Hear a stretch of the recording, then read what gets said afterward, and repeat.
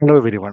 ഞാൻ ഈ വീഡിയോ ചെയ്യുന്നത് ബൈബിളിൽ പിതാവായ ദൈവം പഠിപ്പിച്ച ഒരു ആരാധന രീതിയുണ്ട്. ആ ആരാധന രീതിയും അതിലുള്ള പ്രാർത്ഥനകളും ദൈവം ആഗ്രഹിക്കുന്നത് കൊണ്ടാണ് ദൈവം ആരാധന രീതി നമ്മൾക്ക് പറഞ്ഞു തന്നത്. പഴയ നിയമത്തിൽ മോസസിനും ദാവീദിനും ദൈവം ആ ആരാധന രീതി പറഞ്ഞു കൊടുത്തു. ദാവീദ് സോളമൻ അത് പറഞ്ഞു കൊടുത്തു. ഈ ആരാധന രീതി പുതിയ നിയമത്തിലൂടെ എങ്ങനെ ചെയ്യാം എന്നാണ് ഈ വീഡിയോയിലൂടെ ഞാൻ പ്രതിപാദിക്കുന്നത്. ഈ വീഡിയോയുടെ ഘടന ഇതാണ്. ആദ്യം ഈ ആരാധന രീതിയെക്കുറിച്ച് ഒന്ന് സംസാരിക്കുന്നതാണ്.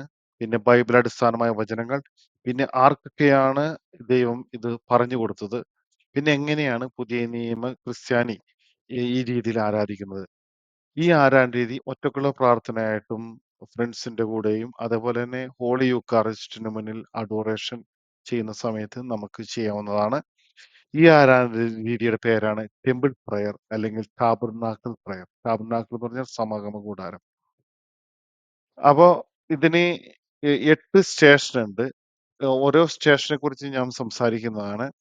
ഓരോ സ്റ്റേഷനിലുള്ള പ്രയർ ഞാൻ ഈ വീഡിയോയുടെ ഡിസ്ക്രിപ്ഷനിൽ ഒരു ലിങ്ക് ഉണ്ട്. ആ ലിങ്കിൽ പോയി ഡൗൺലോഡ് ചെയ്ത് പ്രിന്റ് എടുത്ത് നിങ്ങൾക്ക് പ്രാർത്ഥിക്കാൻ ഉപയോഗിക്കുന്നതാണ്. എൻ്റെ പേര് Johnson Joseph. I have done diploma in theology from pontifical oriental institute of Christian studies. ആദ്യം തന്നെ ടെമ്പിൾ പ്രയറിന്റെ മോഡൽ ഈ വീഡിയോയിൽ നിങ്ങൾക്ക് ഇപ്പോൾ കാണാം. ടാബർനാക്കിൾ എന്ന് പറഞ്ഞ സമാഗമ കൂടാരമാണ്. ഈ പ്രാർത്ഥനയുടെ രീതി എന്ന് പറഞ്ഞാൽ ഈ ഈ സമാഗമ കൂടാരത്തിന്റെ ഈ ഇമേജ് നമ്മുടെ മനസ്സിൽ കൊണ്ടുവരണം. ഓരോ സ്റ്റേഷന്റെ പേരുകൾ ആദ്യം പറഞ്ഞിട്ട് വേണം ഈ PDF-ൽ കൊടുത്തിരിക്കുന്ന പ്രാർത്ഥനകൾ ചെല്ലാനായിട്ട്. ഈ പ്രാർത്ഥന ഒരു ഗൈഡൻസ് ആയിട്ടാണ് കൊടുത്തിരിക്കുന്നത്. നിങ്ങൾക്ക് ഇഷ്ടമുള്ള രീതിയിൽ നിങ്ങളുടേതായ സ്റ്റൈലിൽ പ്രാർത്ഥിക്കണം. ദൈവത്തിന് അതാണ് ഇഷ്ടം. ഓരോരുത്തരും അവരുടെ സ്റ്റൈലിൽ പ്രാർത്ഥിക്കുക എന്നുള്ളതാണ്. അപ്പോൾ ഇപ്പോ നിങ്ങൾക്ക് ഈ വീഡിയോയിൽ കാണാം, ഒരു ഇമേജ് കാണാം. ഈ ഇമേജ് എന്ന് പറഞ്ഞു കഴിഞ്ഞാൽ ടാബർനാക്കിളിന്റെ മോഡലാണ്. ഇതിനെക്കുറിച്ച് ഞാൻ ആദ്യം എക്സ്പ്ലെയിൻ ചെയ്തിട്ട് ഞാൻ ബൈബിളിന്റെ അടിസ്ഥാനം ഞാൻ പറയുന്നതാണ്. അപ്പോൾ ഇത് വലതുവശത്ത് നിന്ന് നോക്കുമ്പോൾ ഒരു വാതിലാണ്. ഇതിന് ഈസ്റ്റേൺ ഗേറ്റ് എന്ന് പറയുന്നത്. ഒരു വാതിലുള്ളൂ. ഒരു വാതിലൂടെ മാത്രമേ സമാഗമകൂടാരത്തിൽ നമുക്ക് എൻ്റർ ചെയ്യാൻ പറ്റത്തുള്ളൂ. രണ്ടാമത്തെ സ്റ്റേഷനാണ് ബ്രോൺസ് ആൾട്ടർ. ഇത് ബ്രോൺസ് കൊണ്ടാണ് ഉണ്ടാക്കിയിരിക്കുന്നത്. ഇവിടെയാണ് ദഹനബലിയും പാപപരിഹാര ബലി, പ്രായശ്ചിത്ത ബലി, എല്ലാ ബലികളും നടന്നിരുന്നത്. ഇതിനെ പുതിയ നിയമത്തിൽ നമ്മൾ അതിനെ ക്രോസ് ആയിട്ടാണ് കാണുന്നത്. യേശുക്രിസ്തുവിന്റെ കുരിശിന്റെ ബലി ആയിട്ടാണ് കാണുന്നത്. നെക്സ്റ്റ് തേർഡ്, ഈ പിക്ചറിൽ കാണുന്ന വലതുവശത്ത് നിന്ന് നോക്കുമ്പോൾ തേർഡായിട്ട് കാണുന്നത് ലേവർ എന്ന് പറയും. ഇതിനെ ഷാളിന്റെ പാത്രം. ഇതിനെ ഇത്രയും സ്ഥലങ്ങളെ ഇതിനെ പുറത്തെ പ്രകാരം എന്നാണ് പറയുന്നത്. ഈ രണ്ട് ഐറ്റംസ് ആണ് പുറത്തെ പ്രകാരത്തിലുള്ളത്. ബ്രോൺസ് ഓൾട്ടർ, യാഗപീഠം, ഷാളനപാത്രം. ഈ പുറത്തെ പ്രകാരത്തെ പുതിയ നിയമത്തിൽ നമ്മൾ ബോഡി ആയിട്ടാണ് കാണുന്നത്. ഇനി നെക്സ്റ്റ് കാണുന്നതാണ് വിശുദ്ധ സ്ഥലം. വിശുദ്ധ സ്ഥലത്ത് 3 ഐറ്റംസ് ആണുള്ളത്. ആദ്യം കാണുന്നത് ലാംപ് സ്റ്റാൻഡ്, അത് കഴിഞ്ഞിട്ട് ടേബിൾ ഓഫ് ഷോബ്രെഡ്, പിന്നെ ആർക്ക് ഓഫ് ഇൻസെൻസ്, ധൂമപീഠം. അപ്പൊ ഇതിനെ വിശുദ്ധ സ്ഥലം എന്ന് പറയും. വിശുദ്ധ സ്ഥലത്തിന് പുതിയ നിയമത്തിന്റെ രീതിയിൽ നമ്മൾ പറയുമ്പോൾ അത് മനസ്സാണ്, ഒരു വ്യക്തിയുടെ മനസ്സിനെയാണ് പറയുന്നത്. അത് കഴിഞ്ഞിട്ട് കാണുന്നതാണ് അതിവിശുദ്ധ സ്ഥലം. ഇവിടെയാണ് ആർക്ക് ഓഫ് കവനന്റ്, വാഗ്ദാന പേട ഇരിക്കുന്നത്. വാഗ്ദാന പേടത്തിന് 2 കിരൂബുകൾ കാണാം. നടുക്ക് മേഴ്സി സീറ്റിലാണ് വർഷത്തിലൊരിക്കല് പുരോഹിതന്മാരെ എൻ്റർ ചെയ്തിട്ട് രക്തം തളിക്കുന്നത്. ഇവിടെ നമ്മൾ യേശു ക്രിസ്തുവിന്റെ രക്തം സ്വർഗത്തിൽ തളിക്കപ്പെട്ടു എന്നാണ് പറയുന്നത്. വാഗ്ദാന പേടകത്തിന്റെ ഉള്ളിൽ കാണുന്ന പെട്ടകത്തിന്റെ ഉള്ളിൽ അതായത് 10 പ്രമാണങ്ങൾ ഉണ്ട്. അഹ്റോന്റെ വടി, പിന്നെ മണ്ണ്. ഇത്രയുമാണ്. ഇതാണ് ഇതിന്റെ ഒരു ഇമേജ്. അപ്പോൾ ഒരു ഇമേജ് കാണുക. ഒരു സ്റ്റേഷൻ, 8 സ്റ്റേഷനാണുള്ളത്. ഓരോ സ്റ്റേഷനെ കുറിച്ച് ഞാൻ പറയുന്നതാണ്. അപ്പോൾ നമുക്ക് നെക്സ്റ്റ് സ്ലൈഡിലേക്ക് പോവാം. നെക്സ്റ്റ് സ്ലൈഡിൽ കൊടുത്തിരിക്കുന്നത് original temple is in heaven. അപ്പൊ ഇതാണ് ബൈബിൾ അടിസ്ഥാനം. സ്വർഗ്ഗത്തിൽ സാക്ഷ്യകൂടാരത്തിന്റെ ശ്രീകോവിൽ തുറക്കപ്പെടുന്നത് ഞാൻ കണ്ടു. വെളിപാട് 15-5 വെളിപാട് 11-19. സ്വർഗ്ഗത്തിൽ ദൈവത്തിന്റെ ആലയം തുറക്കപ്പെട്ടു. അതിൽ അവിടുത്തെ വാഗ്ദാന പേടകം കാണുമായിരുന്നു. അപ്പൊ ഇതിൽ നിന്ന് നമുക്ക് മനസ്സിലാകും സ്വർഗ്ഗത്തിൽ വാഗ്ദാന പേടകം ഈ സമാഗമ കൂടാരം ഉണ്ട് എന്നുള്ളതാണ്. ഹീബ്രൂസ് 8-1 മുതൽ 2 വരെയുള്ള വാക്യങ്ങൾ. സ്വർഗ്ഗത്തിൽ മഹിമയുടെ സിംഹാസനത്തിന്റെ വലതുഭാഗത്തിരിക്കുന്ന ഒരു പ്രധാന പുരോഹിതൻ നമുക്കുണ്ട്. അവൻ വിശുദ്ധ വസ്തുക്കളുടെയും മനുഷ്യനിർമ്മിതമല്ലാത്തതും കർത്താവിനാൽ സ്ഥാപിതമായ സത്യകൂടാരത്തിന്റെ ശുശ്രൂഷകനാണ്. അതായത് യേശുക്രിസ്തുവിനെ കുറിച്ചാണ് ഈ പറയുന്നത്. അപ്പൊ സ്വർഗ്ഗത്തിൽ ഒരു വാഗ്ദാന പേടകമുണ്ട്. ഈ വാഗ്ദാന പേടകത്തിന്റെ മോഡലാണ് ഇസ്രായേൽ ജനങ്ങൾക്ക് മോസസിലൂടെ നൽകപ്പെട്ടത്. ആദ്യം ഇസ്രായേൽക്കാർ ഈ ഒരു മോഡലിലാണ് ആരാധനകൾ, ബലികളും നടത്തിയിരുന്നത്. അപ്പോൾ ആർക്കൊക്കെയാണ് ഇത് കൊടുത്തതെന്നാണ് നെക്സ്റ്റ് ഞാൻ പറയാൻ പോകുന്നത്. ടാബർനാക്കൾ മോസസ് 1500 BC-യിലാണ് മോസസിന് ഈ ടാബർനാക്കൾ ഉണ്ടാക്കിയത്. പുറപ്പാടിന്റെ പുസ്തകം 25-8 ഞാൻ അവരുടെ ഇടയിൽ വസിക്കാൻ അവർ എനിക്ക് ഒരു വിശുദ്ധ കൂടാരം സജ്ജമാക്കണം. ഹീബ്രൂസിൽ ഇതിനെക്കുറിച്ച് പറയുന്നുണ്ട്. സ്വർഗീയ വസ്തുക്കളുടെ സാദൃശ്യത്തെയും നിഴലിനെയുമാണ് അവർ ശുശ്രൂഷിക്കുന്നത്. മോശ കൂടാരം തീർക്കാൻ ഒരുങ്ങിയപ്പോൾ ദൈവം ഇപ്രകാരം അവന് ഉപദേശിച്ചു: പർവ്വതത്തിൽ വെച്ച് നിനക്ക് കാണിച്ചു തന്ന മാതൃക അനുസരിച്ച് എല്ലാം ചെയ്യാൻ ശ്രദ്ധിച്ചു വിടുക. അപ്പൊ പിതാവായ ദൈവം മോസസിനെ 40 ദിവസം മോസസ് ദൈവത്തിന്റെ കൂടെ ആയിരുന്നു മലമുകളിൽ. ആ സമയത്ത് ഒരു മാതൃക കാണിച്ചു കൊടുത്തു. ഹീബ്രൂസിൽ ശരിക്കും സെന്റ് പോൾ എഴുതിയിരിക്കുന്നത് സ്വർഗീയ വസ്തുക്കളുടെ സാദൃശ്യത്തിലും നിഴലിലുമാണ് ഈ ശുശ്രൂഷകൾ നടന്നിരുന്നത്. അപ്പൊ അതാണ് ഇതിന്റെ ഒരു പ്രത്യേകത. അടുത്തത് ആർക്കാ കൊടുത്തതെന്ന് പറഞ്ഞാല് സോളമനാണ് ഫസ്റ്റ് ടെമ്പിൾ ക്രിയേറ്റ് ചെയ്തത്. ഈ സോളമൻ ദാവീദിനാണ് ദൈവം പറഞ്ഞു കൊടുത്തത്. ദാവീദ് സോളമന് പറഞ്ഞു കൊടുത്തു. സോളമൻ അവിടുന്ന് എന്നോട് ഒന്ന് ദിനവൃത്താന്തം 28-6 അവിടുന്ന് എന്നോട് അരുളി ചെയ്തു: നിന്റെ പുത്രൻ സോളമൻ എനിക്ക് ആലയവും അങ്കണങ്ങളും പണിയും. ഞാൻ അവന് പുത്രനെ തിരഞ്ഞെടുത്തിരിക്കുന്നു. ഞാൻ അവനൊരു പിതാവായിരിക്കും. ഒന്ന് ദിനവൃത്താന്തം 28-19 തത്സംബന്ധമായ എല്ലാ വിവരങ്ങളും കർത്താവ് തന്നെ എഴുതി ഏൽപ്പിച്ചിട്ടുള്ളതാണ്. അപ്പൊ ദൈവം മോസസിന് കൊടുത്തു, ദാവീദിന് കൊടുത്തു. പറഞ്ഞു സ്വർഗീയ വാഗ്ദാന പേടകമാണ് ഭൂമിയിൽ നമ്മൾ ഉണ്ടാക്കി ഈ ശുശ്രൂഷ ചെയ്തിരുന്നത്. അപ്പൊ ഇതിന്റെ പ്രത്യേകത നമ്മൾ മനസ്സിലാക്കണം. ഇനി സെക്കൻഡ് ടെമ്പിൾ എന്ന് പറഞ്ഞ ഹെറോദസിന്റെ ടെമ്പിളാണ്. ഈ ടെമ്പിളിലാണ് യേശുക്രിസ്തു പോയി പ്രാർത്ഥിച്ചിരുന്നതാണ് ഈ ടെമ്പിളിൽ. അപ്പൊ അതിനെക്കുറിച്ചുള്ള ബൈബിൾ വചനങ്ങൾ നമുക്കറിയാവുന്നതാണ്. യേശുക്രിസ്തു നാണയമാറ്റക്കാരെ അടിച്ചോടിക്കുന്നത് ഈ ടെമ്പിളിലാണ്. യോഹന്നാന്റെ സുവിശേഷം 2-17 അവിടുത്തെ ആലയത്തെ കുറിച്ചുള്ള തീഷ്ണത എന്നെ വിഴുങ്ങിക്കളയും എന്ന് എഴുതപ്പെട്ടിരിക്കുന്നത് അപ്പോൾ അവന്റെ ശിഷ്യന്മാർ അനുസ്മരിച്ചു. യോഹന്നാന്റെ സുവിശേഷം 2-19 യേശു മറുപടി പറഞ്ഞു: നിങ്ങൾ ഈ ദേവാലയം നശിപ്പിക്കുക, 3 ദിവസത്തിനകം ഞാനൊന്ന് പുനരുദ്ധീകരിക്കും. ഇവിടെയാണ് പഴയ നിയമത്തിൽ നിന്ന് പുതിയ നിയമത്തിലെ ട്രാൻസിഷൻ നടക്കുന്നത്. അതായത് നമ്മുടെ ബോഡിയാണ് ടെമ്പിൾസ്. അവർ ബോഡീസ് ആർ ടെമ്പിൾ. ഞാൻ നേരത്തെ പറഞ്ഞല്ലോ, നമ്മുടെ ബോഡി ടെമ്പിൾ ആണ്. അതിനെക്കുറിച്ച് 1 കൊറിന്തോസ് 3-16 മുതൽ 17 വരെയുള്ള വാക്യങ്ങൾ. നിങ്ങൾ ദൈവത്തിന്റെ ആലയമാണെന്ന് ദൈവാത്മാവ് നിങ്ങൾ വസിക്കുന്നുവെന്നും നിങ്ങൾ അറിയുന്നില്ലേ? ദൈവത്തിന്റെ ആലയം നശിപ്പിക്കുന്നവനെ ദൈവവും നശിപ്പിക്കും. എന്നാൽ ദൈവത്തിന്റെ ആലയം പരിശുദ്ധമാണ്. ആലയം നിങ്ങൾ തന്നെ. പിന്നെയും വചനങ്ങളുണ്ട്. ഞാൻ എല്ലാത്തിലും പോയിക്കാൻ സമയത്തിലെടുക്കുന്നുണ്ട്. ഒരു സ്പീഡിൽ പോവുകയാണ്. അവർ ബോഡീസ് ആർ ടെമ്പിൾ. ജോണിന്റെ സുവിശേഷം 14-21 യേശു പ്രതിവചിച്ചു: എന്നെ സ്നേഹിക്കുന്നവൻ എന്റെ വചനം പാലിക്കും. അപ്പോൾ എന്റെ പിതാവ് അവനെ സ്നേഹിക്കുകയും ഞങ്ങൾ അവന്റെ അടുത്ത് വന്ന് അവന്റെ വാസം ഉറപ്പിക്കുകയും ചെയ്യും. അപ്പൊ നമ്മുടെ ബോഡി ഒരു ടെമ്പിളാണ്. ഇനി റോയൽ പ്രീസ്റ്റ്ഹുഡ്. അപ്പോൾ യേശുവിന്റെ രക്തത്തിലൂടെ യേശു നിത്യപുരോഹിതനായിട്ട് ഇപ്പോൾ സ്വർഗത്തിൽ വസിക്കുകയാണ്. അപ്പോൾ യേശുവിന്റെ രക്തത്തിലൂടെ നമ്മളും പുരോഹിതന്മാരാണ്. അതിനെക്കുറിച്ചുള്ള ബൈബിൾ വചനങ്ങൾ 1 പത്രോസ് 2-9 എന്നാൽ നിങ്ങൾ തെരഞ്ഞെടുക്കപ്പെട്ട വംശവും രാജകീയ പുരോഹിതഗണവും വിശുദ്ധ ജനതയും ദൈവത്തിന്റെ സ്വന്തം ജനവുമാണ്. വെളിപാട് 5:10 നീ അവരെ നമ്മുടെ ദൈവത്തിന് ഒരു രാജ്യവും പുരോഹിതന്മാരുമാക്കി അവൻ ഭൂമിയുടെ മേൽ ഭരണം നടത്തും. അപ്പോൾ ഇത് ഞാൻ പറയുന്നത് ഞാൻ എന്തുകൊണ്ടാണ് നിങ്ങൾക്ക് ടാബർനാക്കൾ മോഡലിലേക്ക് സമകൂടാരത്തിന്റെ പ്രേരണ മോഡലിലേക്ക് പോകുമ്പോൾ മനസ്സിലാകും നമ്മൾ പുരോഹിതന്മാരാണ് യേശുവിന്റെ രക്തത്തിലൂടെ. ഇപ്പോൾ ഇത് മനസ്സിലാക്കിയിരിക്കുക. അപ്പോൾ നമ്മളിത് ഈ സമകൂടാരത്തിന്റെ ഓരോ സ്റ്റേഷനിൽ പോകുമ്പോൾ നിങ്ങൾക്ക് മനസ്സിലാകും എന്തുകൊണ്ടാണ് നമ്മൾ പുരോഹിതന്മാരായിരിക്കേണ്ട ആവശ്യം എന്നുള്ളത്. വർഷിപ്പ് ആൻഡ് അപ്പോൾ ഇതാണ് ഇതിന്റെ ഞാൻ ഓൾറെഡി പറഞ്ഞു. ഇതാണ് ഇതിന്റെ ഒരു സമൂഹകൂടാരത്തിന്റെ ഒരു വേ ഓഫ് നമ്മുടെ ആരാധനയുടെ വേ ആണ്. അപ്പോൾ ആദ്യം ഞാൻ പോകുന്നത് ഫസ്റ്റ് സ്റ്റേഷൻ വലതുവശത്ത് കാണുന്ന ആദ്യത്തെ ഗേറ്റ്.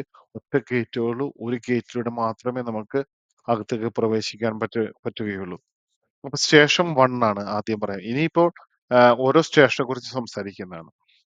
Eastern gate. അപ്പൊ ആ ഒറ്റ സ്റ്റേഷനുള്ളൂ.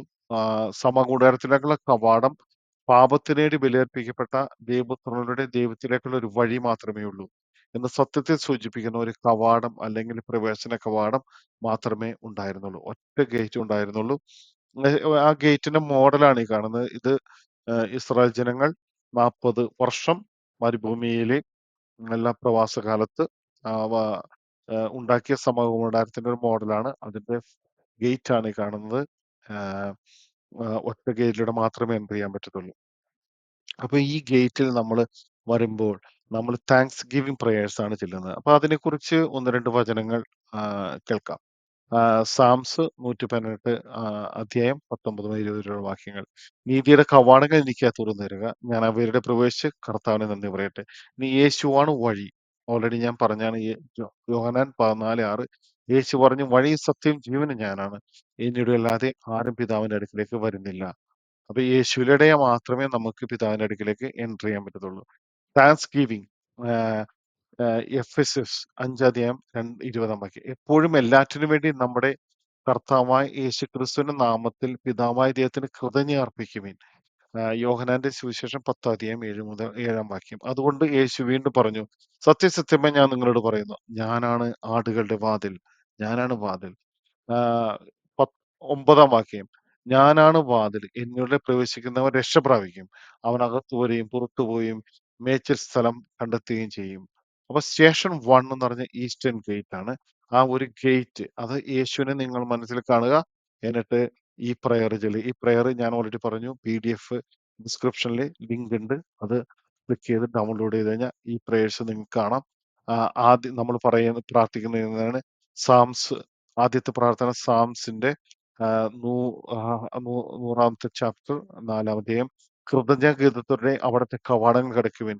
സ്തുതികൾ ആലപിച്ചുകൊണ്ട് അവിടുത്തെ അങ്കണത്തിൽ പ്രവേശിക്കുവിൻ. അവിടത്തേക്ക് നന്ദി പറയുവിൻ.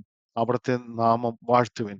അത് കഴിഞ്ഞിട്ട് ഒരു പ്രയർ ഞാൻ കൊടുത്തിട്ടുണ്ട്. ആ പ്രയർ ഒരു ഗൈഡൻസ് ആണ്. നിങ്ങൾക്ക് നിങ്ങളുടേതായ രീതിയിൽ പ്രാർത്ഥിക്കുക. അപ്പോൾ ഈസ്റ്റേൺ ഗേറ്റിലെ ഒന്നാമത്തെ പ്രാർത്ഥന കഴിഞ്ഞു. അപ്പോൾ ഇതാണ് മോഡല്. ഈ രണ്ടാമത്തെ സ്റ്റേഷനാണ് ബ്രോൺസ് ഓൾട്ടാർ. ബ്രോൺസ് ഓൾട്ടർ ആണ് ഈ കാണുന്നത്. ബ്രോൺസ് ഓൾട്ടർ ഇങ്ങനെ ഇരിക്കുന്നത് പക്ഷെ നമ്മുടെ പുതിയ നിയമത്തിൽ നമ്മൾ കാണുന്ന കുരിശായിട്ടാണ്. അപ്പോ ബ്രോൺസ് ഓൾട്ടറിനെ കുറിച്ച് 1-2 കാര്യങ്ങൾ പറയാം. ബ്രോൺസ് ഓൾട്ടർ വെങ്കല ബലിപീഠം. പക്ഷെ പുതിയ നിയമത്തിൽ നമ്മൾ ഹോളി ക്രോസ് ആയിട്ടാണ് മനസ്സിൽ കണ്ട് പ്രാർത്ഥിക്കേണ്ടത്. കവാടം കടന്ന് മുറ്റത്തേക്ക് കടന്നതിന് ശേഷം ആദ്യം കണ്ണിൽപ്പെട്ടത് ബ്രോൺസ് ഓൾട്ടർ ആണ്. ഒരു വ്യക്തിക്ക് ദൈവത്തെ എങ്ങനെ സമീപിക്കാമെന്ന് മുഴുവൻ സമാകൂടാര സംവിധാനവും കാണിക്കുന്നു. ആ വ്യക്തി ആദ്യം ചെയ്യേണ്ടത് യാഗപീഠത്തിലേക്ക് വരിക, ബലിപീഠത്തിലേക്ക് വരിക എന്നുള്ളതാണ്. പുരോഹിതന് ആദ്യം ബലിപീഠത്തിൽ നിർത്തി ബലി അർപ്പിക്കുന്നത് വരെ ദൈവത്തിലേക്ക് കൂടുതൽ മുന്നോട്ട് പോകാൻ കഴിയില്ല. നിങ്ങൾ ആദ്യം കുരിശിലെത്തിയില്ലെങ്കിൽ ദൈവത്തോട് അടുക്കാൻ കഴിയില്ല. യേശുക്രിസ്തുവിന്റെ കുരിശിൽ എത്തുന്നവരെ നമുക്ക് ദൈവവുമായി സഹവാസമോ യാതൊരു ബന്ധമോ നമുക്കില്ല. ദൈവത്തോട് പ്രാർത്ഥനയും ഉണ്ടായിരിക്കാൻ കഴിയില്ല. ക്രൂശിക്കപ്പെട്ട ക്രിസ്തുവിന്റെ ഒരു ചിത്രമായിട്ടാണ് യാഗപീഠം നിലകൊള്ളുന്നത്. അപ്പൊ ക്രോസിനെ കാണുക, കുരിശിൽ മരിച്ച യേശുവിന്റെ ചിത്രം കണ്ടിട്ട് വേണം മനസ്സിൽ കൊണ്ടുവരിക. എന്നിട്ടാണ് നമ്മൾ ഈ ഒരു സ്റ്റേഷനിൽ നമ്മുടെ പ്രെയർ എല്ലാം ചെല്ലുന്നത്. ഇനി ഈ സ്റ്റേഷന്റെ പ്രത്യേകത എന്താണ്? എന്തിനാണ് ഈ ഈ ബലിപീഠം ഈ ബലിപീഠം ഇവിടെ ബലികൾ അർപ്പിക്കുന്നുണ്ടുള്ള കാര്യങ്ങൾ. അപ്പോൾ അതിനെക്കുറിച്ച് 1-2 വചനങ്ങൾ ഞാൻ പറയുന്നതാണ്. Faith in blood covenant. അപ്പോൾ ലേവ്യരുടെ പുസ്തകം 1-ാം അധ്യായം 2 മുതൽ 4 വരെയുള്ള വാക്യങ്ങൾ.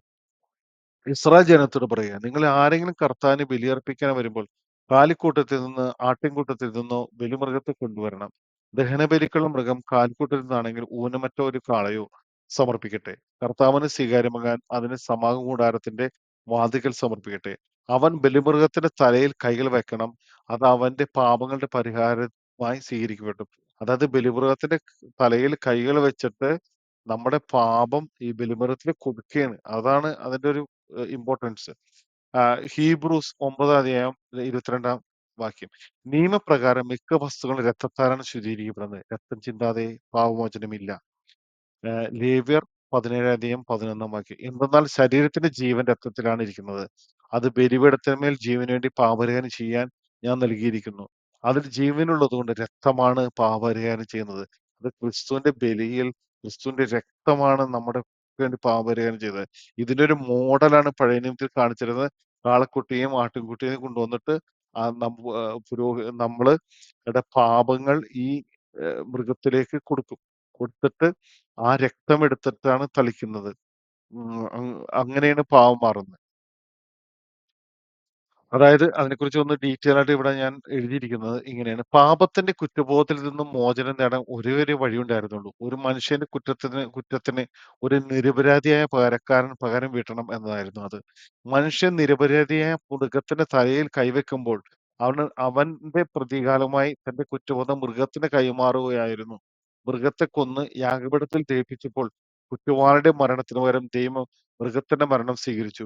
ഇതെല്ലാം സൂചിപ്പിക്കുന്നത് പാപിയെ ഒരു പകരയാഗത്തിലൂടെ മാത്രമേ ദൈവമായി അനുരഞ്ജിപ്പിക്കാൻ കഴിയൂ എന്നാണ്. അതായത് ഒരു പകരയാഗം നടക്കണം. അതുകൊണ്ടാണ് ക്രിസ്തു, അത്രയും നിഷ്കളങ്കനായ ക്രിസ്തു നമുക്ക് വേണ്ടി നമ്മുടെ ഓരോ പാവങ്ങൾക്ക് വേണ്ടി പകരമായിട്ടാണ് കുരിശിൽ ബലിയർപ്പിക്കുന്നത്. അതിന് ഇത് കൂടുതൽ മനസ്സിലാക്കാൻ വേണ്ടിയാണ് ഞാൻ ഇതിനെക്കുറിച്ച് കൂടുതൽ പറയുന്നത്. ആം, ആയ- യേശയ്യായുടെ പുസ്തകം 51 അധ്യായം 6 വാക്യം. ആടുകളെ പോലെ നാം വഴിതെറ്റിപ്പോയി. നാം ഓരോരുത്തരും സ്വന്തം വഴിക്ക് പോയി. നമ്മുടെ അകൃത്യങ്ങളെ കർത്താവ് അവന്റെ മേൽ ചുമത്തി. യേശുവിന്റെ മേൽ ചുമത്തി. അടുത്ത ദിവസം യേശു തന്റെ അടുത്തേക്ക് വരുന്നത് കണ്ട് അവൻ അവൻ പറഞ്ഞു, യോഹന്നാൻ പറഞ്ഞു, ഇതാ ലോകത്തിന്റെ ഭാഗം നിൽക്കുന്ന ദൈവത്തിന്റെ കുഞ്ഞാട്.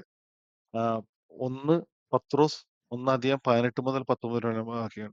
പിതാക്കന്മാരിൽ നിന്ന് നിങ്ങൾക്ക് ലഭിച്ച വർദ്ധമാ ജീവിത രീതിയിൽ നിന്ന് നിങ്ങൾ വീണ്ടെടുക്കപ്പെട്ടത് നശ്വരമായ വെള്ളിയോ സ്വർണമോ കൊണ്ടല്ല എന്ന് നിങ്ങൾ അറിയുന്നുവല്ലോ.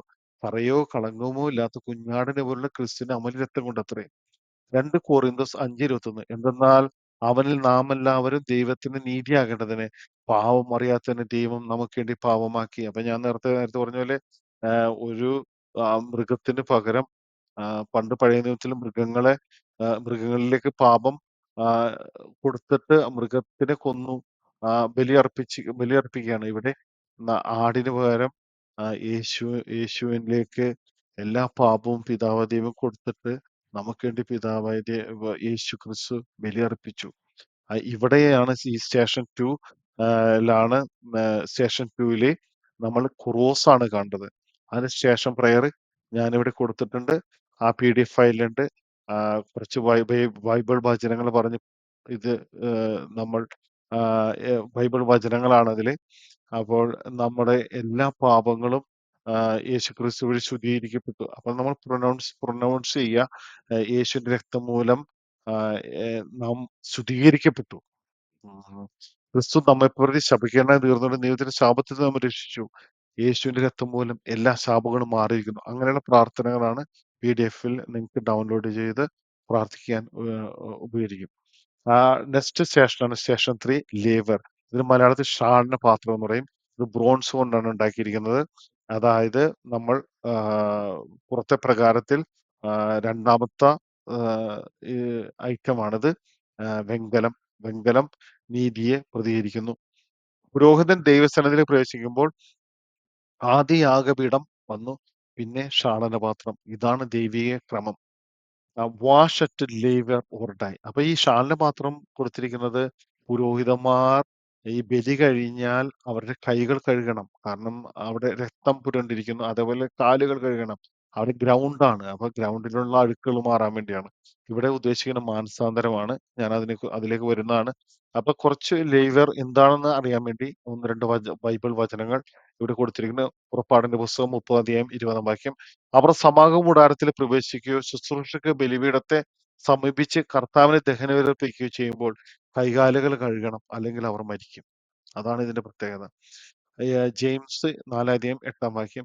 ദൈവത്തോട് ചേർന്ന് നിൽക്കുന്നവന് അവിടുന്ന് നിങ്ങളോട് ചേർന്ന് നിൽക്കും. പാപികളെ, നിങ്ങളെ കരങ്ങൾ ശുചിയാക്കുവിൻ, സന്നിധ മനസ്കരെ നിങ്ങളെ ഹൃദയം ശുചിയാക്കുവിൻ. അപ്പോൾ മാനസാന്തരം വേണം. സാംസ് 51:2 എന്റെ അകൃത്യം നിശേഷം കഴുകണമേ, എന്റെ പാപത്തിൽ നിന്ന് എന്നെ ശുദ്ധീകരിക്കണമേ. അപ്പൊ വാഷിനെ കുറിച്ച് കുറച്ച് വാഷ് ചെയ്യുക, ഈ വെള്ളത്തിൽ കഴുകുക എന്നുള്ളതിന് കുറച്ച് പ്രത്യേകതകളുണ്ട്. 1, 2 വചനങ്ങൾ കൂടി കൊടുത്തിരിക്കുന്നു. ഹീബ്രൂസ് 10 അധ്യായം 22 വാക്യം. അതിനാൽ വിശ്വാസത്തിന്റെ ഉറപ്പുള്ള സത്യഹൃദയത്തോടെ നമുക്ക് അടുത്തു ചെല്ലാം. ഇതിന് ദുഷ്ടമനസാക്ഷിയിൽ നിന്ന് നമ്മുടെ ഹൃദയത്തെ വെടിപ്പാക്കുകയും ശരീരം ശുദ്ധജലത്താൽ കഴുകുകയും വേണം.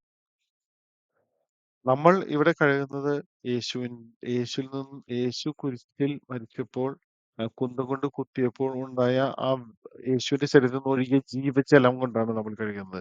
പക്ഷെ നമ്മൾ കൺഫെഷൻ പ്രെയർ ആണ് നമ്മൾ ഇവിടെ ചെല്ലുന്നത്. അവൻ സഭയെ വിശദീകരിക്കുന്നതിന് ജലം കൊണ്ട് കഴുകി വചനത്താൽ വെണ്മയുള്ളതാക്കി. 1 പത്രോസ് 13 അധ്യായം 8 വാക്യം. പത്രോസ് പറഞ്ഞു, നീ ഒരിക്കലും എന്റെ പാദം കഴുകരുത്. യേശു പറഞ്ഞു, ഞാൻ നിന്നെ കഴുകുന്നില്ലെങ്കിൽ നിനക്ക് എന്നോട് കൂടെ പങ്കില്ല. അപ്പോൾ അന്നത്തെ കാലത്ത്, അതായത് ജലം കൊണ്ട് കഴുകുക എന്ന് പറഞ്ഞു കഴിഞ്ഞാൽ ശുചിയാക്കുക എന്നുള്ളതാണ്. ലിവിങ് വാട്ടർ, ഇതാണ് ഞാൻ പറഞ്ഞത്. എന്നാൽ പടയാളികളിൽ ഒരുവൻ അവന്റെ പാർശ്വത്തിൽ കുന്നുകൊണ്ട് കുത്തി, ഉടനെ അതിൽ നിന്ന് രക്തവും വെള്ളവും പുറപ്പെട്ടു. 1 ജോൺ 1:9. എന്നാൽ നാം പാപങ്ങൾ ഏറ്റുപറയുന്നെങ്കിൽ അവൻ വിശ്വസ്തനും നീതിമാനുമാകയാൽ പാപങ്ങൾ ക്ഷമിക്കുകയും എല്ലാ അനീതികളിൽ നിന്നും നമ്മെ ശുദ്ധീകരിക്കുകയും ചെയ്യും. അപ്പൊ പുതിയ നിയമ ക്രിസ്ത്യാനി ചെയ്യേണ്ടതെന്ന് വെച്ചാൽ ഈ സ്റ്റേഷൻ 3 നമ്മള് 10 കമാൻഡ്മെന്റ്സ് റിഫ്ലക്ട് ചെയ്യുക എന്നുള്ളതാണ്. അതിനുശേഷം യേശുവിന്റെ വെള്ളത്താൽ എന്നെ കഴുകി വിശദീകരിക്കണമേ എന്ന് പ്രാർത്ഥിച്ചിട്ട് വേണം സ്റ്റേഷൻ 4 പോകാൻ. അപ്പൊ ഈ 10 കൽപ്പനകൾ റിഫ്ലക്ട് ചെയ്യുക. എല്ലാ പ്രമാണങ്ങളും മനസ്സിലൂടെ പോയി കുമ്പസാരം, അതുപോലെ തന്നെ കുമ്പസാരത്തിനുള്ള ജപവും മനസ്സാപ്രകാരണം ചെയ്യുക എന്നുള്ളതാണ് ഈ ഒരു സ്റ്റേഷനിൽ കൊടുത്തിരിക്കുന്നത്. അപ്പോൾ നിങ്ങൾക്ക് കൺഫെഷൻ പ്രീസ്റ്റിന്റെ അടുത്ത് ചെല്ലാം. അങ്ങനെ ചെല്ലിയ ചൊല്ലിക്കഴിഞ്ഞാൽ, ചെയ്തു കഴിഞ്ഞാലും നിങ്ങൾ ഈ ഒരു പ്രയറിൽ പോകുമ്പോൾ ഇവിടെ ഒന്നും കൂടി ഒന്ന് വിശകലനം ചെയ്യുക എന്നുള്ളതാണ് ഈ ഒരു സ്റ്റേഷനിൽ ചെയ്യുന്നത്. പക്ഷേ ഇന്നലെ നമ്മൾ കൺഫെഷൻ ചെയ്യും, ഇന്ന് നമ്മൾ അറിയില്ലല്ലോ എന്താണ്. അപ്പൊ ഒന്നും കൂടി വിചിന്തനം ചെയ്യുക എന്നുള്ളതാണ് ഞാൻ ഉദ്ദേശിച്ചത്. ആ, അപ്പൊ ലാം സ്റ്റാൻഡ് 4th സ്റ്റേഷനാണ്. ലാം സ്റ്റാൻഡ് എന്ന് ഉദ്ദേശിക്കുന്നത് ഹോളി സ്പിരിറ്റിനെയാണ്. അത് വിശുദ്ധ സ്ഥലത്തിനുള്ളിലാണ്. വിശുദ്ധ സ്ഥലം എന്ന് പറഞ്ഞാൽ നമ്മുടെ മനസ്സാണ്, ഞാൻ പറഞ്ഞല്ലോ. അപ്പൊ ലാം സ്റ്റാൻഡിനെ കുറിച്ച് 1, 2 കാര്യങ്ങൾ അറിഞ്ഞിരിക്കണം. ലാം സ്റ്റാൻഡ് എന്ന് ഉദ്ദേശിക്കുന്നത് ദൈവത്തിന്റെ സാന്നിധ്യത്തിന്റെയും ജീവിതത്തിന്റെയും സമൃദ്ധിയുടെയും നിത്യജീവന്റെയും പ്രതീകമായിരുന്നു വിളക്കുതണ്ട്. കൂടാതെ ജീവവൃക്ഷത്തിന്റെ ഓർമ്മപ്പെടുത്തലും കൂടിയായിരുന്നു വിളക്കുതണ്ട്. സമകൂടാരത്തിന്റെ ഒരു കേന്ദ്ര ഘടകമായിരുന്നു.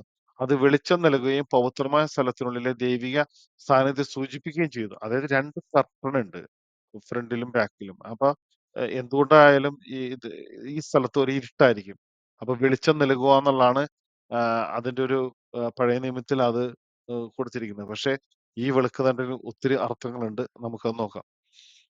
റെവല്യൂഷൻ 1 അധ്യായം 12 മുതൽ 13 വരെ. എന്നോട് സംസാരിച്ച സ്വരം ശ്രദ്ധിക്കാൻ തിരിഞ്ഞു നോക്കിയപ്പോൾ സ്വർണ്ണ നിർമ്മിതമായ 7 ദീപടങ്ങൾ ഞാൻ കണ്ടു.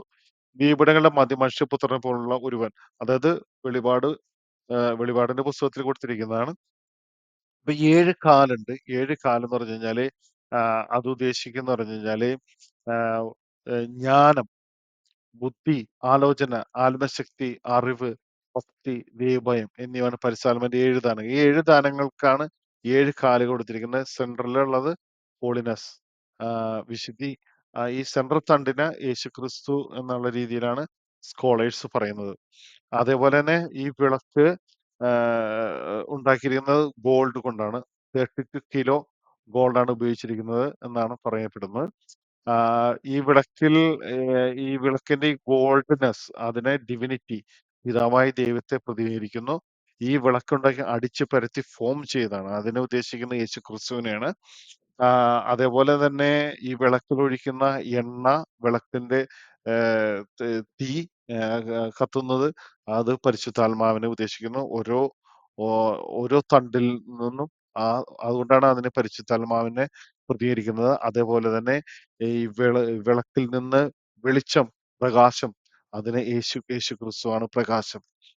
ഈ പ്രകാശമാണ് നേരെ ഈ 12 ബ്രെഡ് കൊടുത്തിട്ടുണ്ട്. ടേബിൾ ഓഫ് ഷോ ബ്രെഡിൽ അത് ഞാൻ പറയുന്നതാണ്. ആ ബ്രെഡിലേക്ക് വീഴുന്നത്. അതുകൊണ്ടാണ് ഇതിനെ ആഹ് ജീ ജീവ ജീവിതത്തിന്റെ സമൃദ്ധി എന്ന് ഉദ്ദേശിക്കുന്നത്. ജോൺ 14 അധ്യായം 16 വാക്യം. ഞാൻ പിതാവിനോട് അപേക്ഷിക്കുകയും എന്നേക്കും നിങ്ങളുടെ കൂടെ ആയിരിക്കാൻ മറ്റൊരു സഹായകനെ അവിടെ നിങ്ങൾക്ക് തരികയും ചെയ്യാം. ഞാൻ പറഞ്ഞല്ലോ ഇതിനെ ഹോളി സ്പിരിറ്റ് എന്നുള്ള രീതിയിലാണ് കാണുന്നത് ശരിക്കും പറഞ്ഞാൽ. യേശു വീണ്ടും അവരോട് പറഞ്ഞു, "ഞാൻ ലോകത്തിന്റെ പ്രകാശമാണ്. എന്നെ അനുഗമിക്കുന്ന ഒരിക്കലും അന്ധകാരത്തിൽ നടക്കുകയില്ല. അവന് ജീവന്റെ പ്രകാശം ഉണ്ടായിരിക്കും." നഗരത്തിന് പ്രകാശം നൽകാൻ സൂര്യന്റെയോ ചന്ദ്രന്റെയോ ആവശ്യമുണ്ടായിരുന്നില്ല. ദൈവ തേജസ്സ് അതിനെ പ്രകാശിപ്പിച്ചു. അതിന്റെ ദീപം കുഞ്ഞാറാണ്. യേശുക്രിസ്തുവാണ് പ്രകാശം. അപ്പൊ ഈ സ്റ്റേഷനില് നമ്മൾ പ്രാർത്ഥിക്കുന്നത് ഹോളി സ്പിരിറ്റിനുള്ള പ്രാർത്ഥനയാണ്. അപ്പോൾ ആ പ്രാർത്ഥന എല്ലാവർക്കും അറിയാവുന്നതാണ്. എങ്കിലും ഞാൻ പിഡിഎഫിൽ കൊടുത്തിട്ടുണ്ട്. ആഹ് നിങ്ങൾക്ക് അത് ഡൗൺലോഡ് ചെയ്ത് പ്രാർത്ഥിക്കാം. അഞ്ചാമത്തെ station table of show bread, bread of the presence. അതായത് അതിവിശുദ്ധ രണ്ടാമത്തെ സ്ഥലമാണിത്. വിശുദ്ധ സ്ഥലത്തെ രണ്ടാം സ്ഥലമാണിത്. ഈ ഷോ ബ്രെഡ് എന്ന് ഉദ്ദേശിക്കുന്നത് ഇവിടെ 12 അപ്പമുണ്ട്. ഈ 12 അപ്പം ഒരാഴ്ചയാണ് അവിടെ കീപ്പ് ചെയ്യുന്നത്. ഈ 12 അപ്പം കേടാകാറില്ല. അവിടെ പുരോഹിതന്മാർ ഇവിടെ ഇരുന്നാണ് ഇത് കഴിച്ചിരുന്നത്. അതായത് ദൈവസന്നിധിയിൽ ഭക്ഷണം കഴിച്ചത് ഇസ്രായേൽ ദൈവത്തിന് വളരെ അടുത്തറിയപ്പെട്ടിരുന്നുവെന്നും അവനെ സ്നേഹിച്ചിരുന്നെന്നും വെളിപ്പെടുത്തി. അതായത് ഭക്ഷണം ഇസ്രായേൽക്കാർ ഭക്ഷണം കഴിക്കുക എന്ന് പറഞ്ഞാൽ ഒരുമിച്ചിരുന്ന് കഴിക്കുക എന്നത് ഷെയറിംഗ് ആണത്. വളരെ സ്നേഹബന്ധമാണ് കാണിക്കുന്നത്. മത്തായിയുടെ സുവിശേഷം 4 അധ്യായം 4 വാക്യം. അവന് പ്രതിവചിച്ചു, മനുഷ്യൻ അപ്പം കൊണ്ട് മാത്രമല്ല ദൈവത്തിന്റെ നാവിൽ നിന്ന് പുറപ്പെടുന്ന ഒരു വാക്കുകൊണ്ടുമാണ് ജീവിക്കുന്നത് എഴുതപ്പെട്ടിരിക്കുന്നു. ഈ ഷോ ബ്രെഡിനെ നമ്മൾ പുതിയ നിയമത്തിൽ വചനം ആയിട്ടും കാണാറുണ്ട്. പിന്നെ യേശുവിന്റെ ബോഡിയാണ് ബ്രെഡ്. അപ്പോൾ നമ്മളിവിടെ ചെയ്യുന്നത് വെച്ചാല് ആഹ് ആഹ് ഇവിടുത്തെ ഈ സ്റ്റേഷനിലെ പ്രയർ എന്ന് ഉദ്ദേശിക്കുന്നത് കമ്മ്യൂണിയൻ ആണ് നമ്മൾ ഇവിടെ ഉദ്ദേശിക്കുന്നത്. ആ കമ്മ്യൂണിയൻ കഴിഞ്ഞിട്ട് അതായത് ലാസ്റ്റ് സപ്പറിലെ പ്രേയേഴ്സ് ആണ് നമ്മൾ ചെയ്യുന്നത്. അവർ ഭക്ഷിച്ചുകൊണ്ടിരിക്കുമ്പോൾ യേശു അപ്പമെടുത്ത് ആശ്രയിച്ച് മുറിച്ച് ശിഷ്യന്മാർക്ക് കൊടുത്ത് അരുളി ചെയ്തു, ആഹ് ഇത് സ്വീകരിക്കുവിൻ, ഇതെന്റെ ശരീരമാണ്. അനന്തരം പാനപാത്രം എടുത്ത് സ്തോത്രം ചെയ്ത് അവൻ അവരോട് അരുളി ചെയ്തു, ഇതെല്ലാവർക്കും വേണ്ടി ചിന്തപ്പെടുന്ന ഉടമ്പടി എന്റെ രക്തമാണ്. അബ്രാഹത്തിന്റെ ഇസാക്കിന്റെ ആക്കിന്റെ ദൈവമേ, അങ്ങയുടെ പുത്രനും യേശുമിശിഹായുടെ ശരീരം രക്തം സ്വീകരിച്ച് എന്നെയും എന്റെ കുടുംബത്തെയും പൂർവ്വരെയും പാപങ്ങളും മോചിപ്പിക്കണമേ. അത് കഴിഞ്ഞ് സ്വർഗസ്വനായ പിതാവ് ചെല്ലുക എന്നുള്ളതാണ് ഈ സ്റ്റേഷനിലെ prayer. Next station altar of incense, ധൂപപീഠം. ധൂപപീഠം എന്ന് പറഞ്ഞത് ജസ്റ്റ് അകത്തെ കർട്ടനിൽ അകത്തൊരു കർട്ടൻ ഉണ്ട്. ആ കർട്ടന്റെ തൊട്ട് അടുത്തുള്ള സ്ഥലമാണ് ഇവിടെ ധൂപപീഠം. ധൂമം ഉദ്ദേശിക്കുന്ന മേഘസ്തംഭത്തെ ഉദ്ദേശിക്കുന്നത്. ലാംപ് സ്റ്റാൻഡിനെ ഉദ്ദേശിക്കുന്നത് അഗ്നിസ്തംഭത്തെയും കൂടിയാണ്. അപ്പൊ അതും കൂടി ഒന്ന് അറിഞ്ഞിരിക്കാൻ വേണ്ടി പറഞ്ഞാണ്. ഓൾട്ടർ ഓഫ് ഇൻസെൻസ്, ഇരുണ്ട സ്ഥലത്ത് വിളക്കുതണ്ട് വെളിച്ചം നൽകി. മേശ കാഴ്ചപ്പം വെക്കാൻ ഒരു സ്ഥലം നൽകി. അതേ സമയം വായുവിന് സുഗന്ധം പരത്തുക എന്ന പ്രായോഗിക ഉദ്ദേശവും ധൂപപീഠം നിർവഹിച്ചു. വിളക്കുതണ്ടിലെ 7 വിളക്കുകൾ 12 കാഴ്ചപ്പങ്ങളുടെ മേൽ പ്രകാശിക്കുന്ന ദൈവത്തിന്റെ അനുഗ്രഹത്തെ പെടുത്തി. അവ തന്നെ 12 ഇസ്രായേലിലെ 12 ഗോത്രങ്ങളെ പ്രതിനിധീകരിക്കുന്നു. മരുഭൂമിയിൽ തന്റെ ജനത്തോടൊപ്പം ഉള്ള ദൈവത്തിന്റെ സാന്നിധ്യം അനുസ്മരിക്കുന്നതിന് ഒരുതരം ആ, ഒരു ചെറിയ അഗ്നിസ്തംഭമായി ആണ് വിളക്കുന്നുണ്ട്. ഞാൻ നേരത്തെ പറഞ്ഞ പോലെ അതുപോലെ ധൂപിയുടെ മേഘസ്തംഭമായിട്ടാണ് ചിത്രീകരിക്കുന്നത്. അപ്പൊ അതിന്റെ പ്രത്യേകത വളരെ അഗാധമാണ്. ധൂപ പെട്ടകത്തിൽ നിന്നുള്ള പുക ദൈവജനത്തിന്റെ പ്രാർത്ഥനകൾ നിരന്തരം കർത്താവിന് മുമ്പാകെ ഉയരുന്നതിന് പ്രതീകമായി മാറി. സമാഗമ കൂടാരത്തിൽ പുരോഹിതന്മാർക്ക് മാത്രമേ ധൂപം അർപ്പിക്കാൻ കഴിയൂ. അങ്ങനെ ആളുകൾക്കും ദൈവത്തിനും ഇടയിൽ മധ്യസ്ഥരായി സേവിക്കുകയും പ്രതികാലമായി അത്യുന്നത സന്നിധിയിലേക്ക് അവരുടെ പ്രാർത്ഥനകൾ കൊണ്ടുവരികയും ചെയ്തു. ഇനി നമുക്ക് നമ്മുടെ പ്രാർത്ഥനകളും അപേക്ഷകളും ദൈവസന്നിധിയിലേക്ക് കൊണ്ടുവരാൻ പുരോഹിത മധ്യസ്ഥരുടെ ആവശ്യമില്ല. കാരണം നമ്മുടെ മഹാപുരോഹിതനായ ക്രിസ്തുവിന്റെ നാമത്തിൽ നമുക്ക് അടുത്ത് ചെല്ലാം. എന്നിരുന്നാലും അവൻ നമ്മുടെ ഭക്താവ് മാത്രമല്ല, അവൻ തന്നെയാണ് നമ്മുടെ പാവങ്ങൾക്കുള്ള പ്രായശ്ചിത്തയാഗം. നമ്മുടെ യഥാർത്ഥ മഹാപുരോഹിതൻ എന്ന നിലയിൽ അവൻ തന്റെ സ്വന്തം രക്തത്തെ സമാഗമന കൂടാരവും ആലയവും ചൂണ്ടിക്കാണിച്ച സ്വർഗീയ മാതൃകയിലേക്ക് കൊണ്ടുപോയി സ്വർഗീയ കൃപാസനത്തിൽ പ്രയോഗിച്ചു. അതുവഴി തന്റെ ജനത്തെ എന്നേക്കുമായി ശുദ്ധീകരിച്ചു. അപ്പൊ ദൈവസന്നിധിയിൽ നമുക്ക് ധൂപം പോലെ പ്രാർത്ഥന ഉയരട്ടെ എന്നുള്ള ഒരു അർത്ഥം കൂടി ഈ ധൂപത്തിനുണ്ട്. യേശുവിന്റെ രക്തത്തിലൂടെയാണ് നമുക്ക് ഈ സമാഗമന കൂടാരത്തിന്റെ അകത്തെ സ്ഥലം അതിവിസ്ഥലത്തേക്ക് നമുക്ക് പ്രവേശിക്കാൻ സാധിക്കുകയുള്ളൂ. അപ്പൊ ഈ സ്റ്റേഷൻ 6 ആണ്. സ്റ്റേഷൻ 6ലെ പ്രയർ എന്ന് പറഞ്ഞാല് ഞാനത് കൊടുത്തിട്ടുണ്ട്.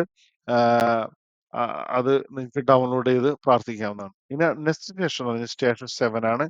സ്റ്റേഷൻ 7 എന്ന് പറഞ്ഞു കഴിഞ്ഞാല് വെയിൽ ഒരു കർട്ടനാണ്. വലിയൊരു കർട്ടനാണ്. 300 പുരോഹിതന്മാരാണ് ഈ കർട്ടൻ എടുത്തിട്ട് ക്ലീൻ ചെയ്തിരുന്നത് എന്നാണ് പറയുന്നത്. ഈ കർട്ടനെ നമ്മൾ യേശുവിന്റെ ശരീരം എന്നാണ് കാണുന്നത്. അപ്പൊ ഞാൻ ഈ മോഡലിൽ നിങ്ങൾക്ക് കാണാവുന്നതാണ്. ഇവിടെയാണ് വെയിലിരിക്കുന്നത്. ആഹ് അതിനെക്കുറിച്ച് കുറച്ച് ബാക്ക്ഗ്രൗണ്ട്. വിശുദ്ധ സ്ഥലത്തെയും അതിവിശുദ്ധ സ്ഥലത്തെയും വേർതിരിക്കുക എന്നതായിരുന്നു ഈ തിരശ്ശീലയുടെ ഉദ്ദേശം. വിശുദ്ധ സ്ഥലത്തെ അതിവിശുദ്ധ ത്തിനും വേർതിരിക്കുന്ന തിരശ്ശീല കെരൂബുകൾ കൊണ്ട് അലങ്കരിച്ചിരുന്നു. ആ ഇത് ഏദന്റെ കിഴക്കുള്ള കെരൂബുകളെ പ്രതിനിധീകരിക്കുന്നു. അതായത് ആദവും ഹവ്വയും പാപം ചെയ്തപ്പോൾ പറുദീസയിൽ നിന്ന് പുറത്താക്കിയിട്ട് കെരൂബുകളെ അവിടെ നിർത്തിയിരുന്നല്ലോ. അതിന് പ്രതിനിധാനം അതിന്റെ ഒരു ചിത്രീകരണം ഇവിടെയുണ്ട്. ഈ കർട്ടനിലെ എംബ്രോയിഡറി വർക്ക് എന്ന് പറഞ്ഞ കെരൂബുകളെ വെച്ചിരിക്കുകയാണ്. അതായത് ഇതിന്റെ അകത്തേക്ക് കേറുന്ന പിതാവായ ദൈവം അകത്ത് ഇരിക്കുകയാണ്. അപ്പൊ ഇതിന്റെ അകത്തേക്ക് കേറണമെന്നുണ്ടെങ്കിൽ അത് വർഷത്തിലൊരിക്കൽ പുരോഹിതന്മാർക്ക് മാത്രമേ സാധിച്ചുള്ളൂ. അപ്പൊ അത് ദൈവം നമുക്ക് അതിനുള്ള അനുമതി നൽകിയെന്നാണ്. ഇപ്പോൾ മഹാപുരോഹിതന് വർഷത്തിലൊരിക്കൽ ധൂമവും യാഗങ്ങളുടെ രക്തവും അകമ്പടിയായി വിസ്തലത്തേക്ക് പ്രവേശിക്കാൻ കഴിയും. അവന് സ്ഥലത്ത് പ്രവേശിക്കാൻ കഴിയും. അപ്പൊ ആദവും ഹവ്വയും പാപം ചെയ്തപ്പോൾ കെരൂബുകളെ വെച്ചിട്ട് നമ്മളെ പുറത്താക്കി. ഇപ്പോൾ വർഷത്തിലൊരിക്കൽ പിതാവിന്റെ സന്നിധിയിലേക്ക് പ്രവേശിക്കാൻ മഹാപുരോഹിതന് കഴിയും. പക്ഷെ യേശുവിലൂടെ നമുക്ക് എല്ലാവർക്കും പ്രവേശിക്കാൻ സാധിക്കും. അതാണ് ഇതിന്റെ പ്രത്യേകത. അപ്പോൾ ദേവാലയത്തിലെ തിരശ്ശീല മുതൽ താഴെ വരെ രണ്ടായി കീറി. ഭൂമി കുലുങ്ങി, പാറകൾ പിറന്നു, ശവകുടീരങ്ങൾ തുറക്കപ്പെട്ടു. യേശുക്രിസ്തുവിന്റെ മരണത്തിന് ശേഷം മരിച്ചു. അതിന് തൊട്ടടുത്ത് നടന്ന സംഭവങ്ങളാണ് ഈ ദേവാലയത്തിന്റെ തിരിച്ചൽ രണ്ടാക്കി കീറുന്നത്. അതിന്റെ അർത്ഥം എന്ന് പറഞ്ഞാല് എല്ലാവർക്കും പിതാവായ ദൈവത്തിന്റെ സന്നിധിയിലേക്ക് നമ്മളെല്ലാം യേശുക്രിസ്തുവിന്റെ പുരോഹിതന്മാരായി. എന്നിട്ട് പിതാവിന്റെ സന്നിധിയിലേക്ക് പ്രവേശിക്കാൻ നമുക്ക് മനോധൈര്യം തരുന്നുണ്ട്.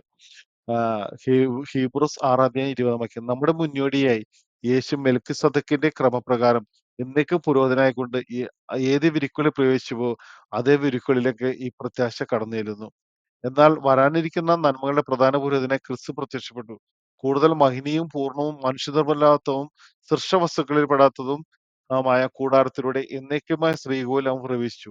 അവൻ അവിടെ പ്രവേശിച്ചു നിത്യരക്ഷ സാധിച്ചത് കോലാടുകളുടെയോ കാളക്കിടയോ രക്തത്തിലിട സ്വന്തം രക്തത്തിലിടാൻ. അപ്പൊ ഞാൻ ഓൾറെഡി ഈ വചനം നേരത്തെ വായിച്ചിട്ടുള്ളതാണ്. അപ്പൊ ഒന്നുകൂടി വായിച്ചു എന്നുള്ളൂ ഈ സമയത്ത്. എന്റെ സഹോദരൻ യേശുവിന്റെ രക്തം മൂലം വിശുദ്ധയിലേക്ക് പ്രവേശിക്കാൻ നമുക്ക് മനോധൈര്യമുണ്ട്.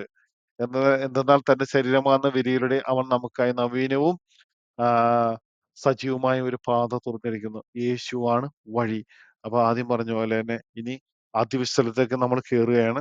ഇവിടുത്തെ സ്റ്റേഷൻ 7ലെ പ്രയർ എന്ന് പറഞ്ഞാല് 2 ബൈബിൾ വചനങ്ങളാണ്. അത് പ്രൊനൗൺസ് ചെയ്ത് അതിനുശേഷം പ്രൊനൗൺസ് ചെയ്യുക. അത് ഞാൻ കൊടുത്തിട്ടുണ്ട്. PDF-ൽ കൊടുത്തിട്ടുണ്ട്. ലാസ്റ്റ് സ്റ്റേഷനാണത്. 8ാമത്തെ station. Station 8 holy of holies. അത് ഇത് ആർക്ക് ഓഫ് കവനന്റ്. അപ്പോൾ ഇവിടെ നമുക്ക് കാണാം. ഇനി ഇത് പറയണേക്ക് മുമ്പ് ഞാൻ ജസ്റ്റ് എല്ലാ സ്റ്റേഷനിലും യേശുവുണ്ട്. അത് കാണിക്കാണ്. ഈസ്റ്റേൺ ഗേറ്റ് എന്ന് പറഞ്ഞാൽ ഹീസ് ദ ഗേറ്റ്. യേശുവാണ് വഴി. Bronze altar, he's the lamb of God. യേശുവാണ് കുഞ്ഞാട്. ലേവ്യർ ലേവർ ഷാറിന്റെ പാത്രം. യേശുവാണ് ലിവിങ് വാട്ടർ. Lamp stand. യേശുവാണ് light. Table of show bread. അതായത് യേശുവാണ് ബ്രെഡ്. യേശുവിന്റെ ശരീരമാണ് ബ്രെഡ്.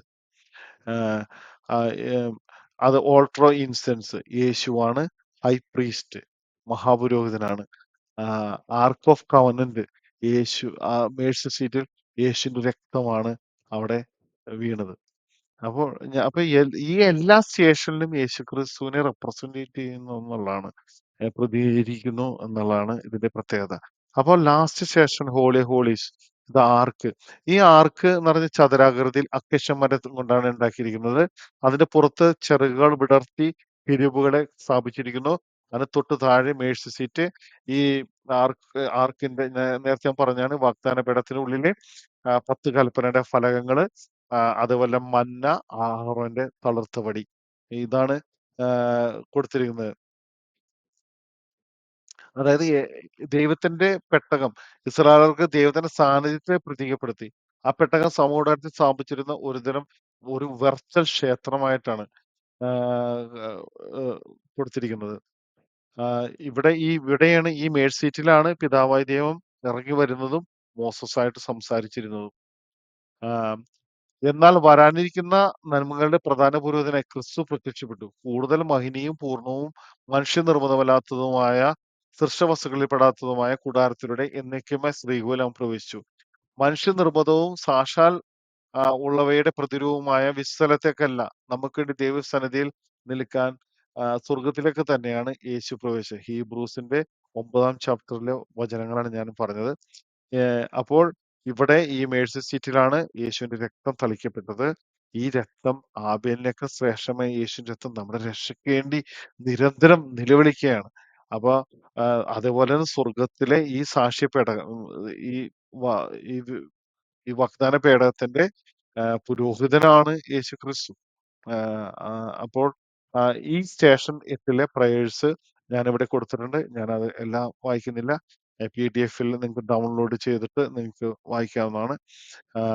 സ്റ്റേഷൻ 8-ലെ ഫൈനൽ പ്രയർ ഉണ്ട്. അപ്പൊ ഇതാണ് ഇതിന്റെ ഒരു മോഡൽ. അപ്പോൾ 8 സ്റ്റേഷൻ ഉണ്ട്. ഈ സ്റ്റേഷന്റെ ഇമേജസ് മനസ്സിലേക്ക് കൊണ്ടുവരിക. ഞാൻ പറഞ്ഞ പോലെ ഡൗൺലോഡ് ചെയ്ത് അതിന്റെ എല്ലാ പ്രേയേഴ്സും നിങ്ങൾക്ക് ചെല്ലാവുന്നതാണ്. അഡോറേഷനിലും സ്വന്തമായിട്ട് വീട്ടിലിരുന്നും നിങ്ങൾക്ക് പ്രാർത്ഥിക്കാനാണ്. ഈ ആരാധന രീതി നിങ്ങളുടെ എല്ലാ എന്റെയും നിങ്ങളുടെയും ഏഹ് ജീവിതത്തിൽ മാറ്റങ്ങൾ ഉണ്ടാക്കട്ടെ. ദൈവത്തിന്റെ അനുഗ്രഹങ്ങളും പരിശുദ്ധാത്മാവിന്റെ അനുഗ്രഹങ്ങളും യേശു ക്രിസ്തു നമ്മുടെ ഉള്ളിൽ വസിക്കട്ടെ എന്ന് ആശംസിച്ചുകൊണ്ട് ഞാൻ ഈ വീഡിയോ നിർത്തുകയാണ്. Thank you all.